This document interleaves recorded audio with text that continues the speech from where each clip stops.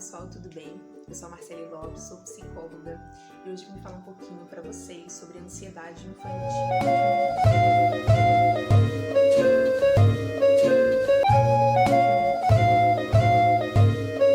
Às vezes a gente acha, que esse termo, ansiedade, estresse, são pertinentes apenas para os adultos e não é assim que funciona. A criança também pode apresentar ansiedade. E a ansiedade, ela pode ter diversas causas, tá? Ela pode ser um fator genético, tá? Porque se eu tenho um pai ou uma mãe que sofrem de ansiedade, essa criança é muito mais propensa a se sentir assim também, tá? Eles podem ser ambientais, ou seja, o meio em que a criança está inserida, ele também facilita que essa criança apresente ansiedade. É uma questão de estímulo e resposta, né? Assim como eu já tenho outros vídeos aqui no canal falando sobre isso. A ansiedade nada mais é do que uma resposta do nosso corpo a um evento externo, tá? Eu tenho uma situação, essa situação vai gerar em mim uma emoção, né? Um sentimento que vai fazer com que eu tenha uma ação, ou seja, uma resposta aí do nosso corpo. Então, às vezes, o meio que a gente está inserido acaba favorecendo, tá? Esse tipo de resposta. E a ansiedade também pode ser muito individual, de acordo com a história de vida dessa pessoa, né? Dessa criança. O que pode facilitar também essa criança ter pais super protetores, por exemplo, sabe? Aqueles pais que criam a criança como se estivesse numa bolha, ou seja, eles não auxiliam nessa produção de autonomia, de independência. Então a criança ela se sente insegura, como se ela não fosse capaz de realizar uma tarefa sozinha. Ela precisa sempre de um adulto por perto. Muitas crianças, por exemplo, que têm dificuldade em dormir sozinhas, tem a ver com esse sentimento, né, de não se sentirem capazes de estar sozinhas, né, e estarem bem, tá? Tem muito a ver com isso. E pelo contrário também, quando a gente tem aqueles pais super punitivos, restritivos, exigentes, né, que estão sempre exigindo da criança, a própria criança ela vai se exigindo da mesma forma também no intuito de agradar esse pai e essa mãe. Então ela está sempre se exigindo, sempre com medo de falhar. Ela vive com essa insegurança também de falhar, sempre buscando a perfeição. Isso vai gerar nela também uma ansiedade, tá? E as situações de vida, como por exemplo, um divórcio, a perda de alguém na família, né? Alguma mudança na família, uma mudança de escola, uma mudança de casa, de estado. Nós adultos, a gente já gera esse sofrimento em nós, né? A mudança. Então, imagina para uma criança, né? Também vai gerar esse mesmo sentimento. Em relação a pais ausentes também, um pai ou uma mãe ausente, questões financeiras, tudo isso vai afetar também a criança, tá? Então tudo gira em torno do modo como a gente vai interpretar as situações.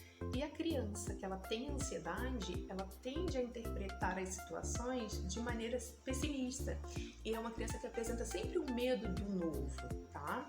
Então ela tem receio de estar num lugar novo, de uma mudança de escola, uma mudança de casa, ou dormir sozinho no quarto. Ela tá sempre apresentando essa insegurança e essa ansiedade, tá? Que, como eu disse, é uma resposta natural do corpo, ou seja, o que eu quero dizer? É natural que uma criança fique nervosa ao se apresentar para uma peça, uma aula de balé, ao fazer uma prova, assim como nós adultos, né? É natural que a gente fique ansioso, que a gente fique nervoso diante de uma situação nova.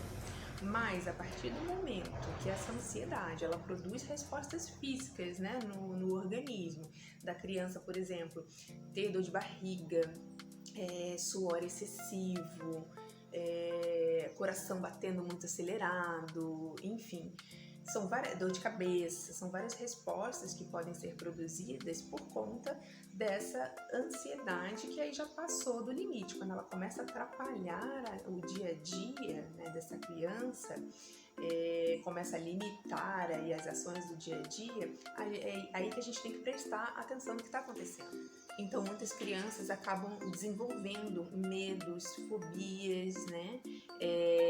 E medo de uma situação nova. Às vezes até experimentar um alimento novo, como eu disse, um lugar, enfim. Ela tem sempre esse receio junto dela, tá? E em relação à autoestima também, a autoestima dessa criança, ela fica seriamente prejudicada. E uma coisa que eu venho observado também, e que eu gostaria de trazer para reflexão, é a questão do imediatismo que a gente tem hoje, né? Na nossa época lá, 80, 90, quem viveu nessa época sabe que, por exemplo, os nossos desenhos favoritos, eles tinham horário, né? Era só em um canal, tinha aquele horário para assistir, então a gente tinha uma maior tolerância à frustração, ao aguardar, coisa que hoje em dia a gente não observa. Porque ao passo que a criança tem um celular, ela consegue assistir a hora que ela quiser o desenho preferido dela, né? A gente tem Netflix, a gente tem a Amazon, a gente tem YouTube, a gente tem diversas ferramentas que sim, podem nos auxiliar bastante, só que sempre a gente precisa ter um equilíbrio, a gente precisa ter um filtro para ensinar para essa criança que nem tudo é na hora que ela quer, né? Nem tudo está disponível ali na palma da mão dela, e é um grande desafio, né, essa situação. E o que a gente pode fazer para amenizar isso, como eu disse, é ter esse equilíbrio, tá?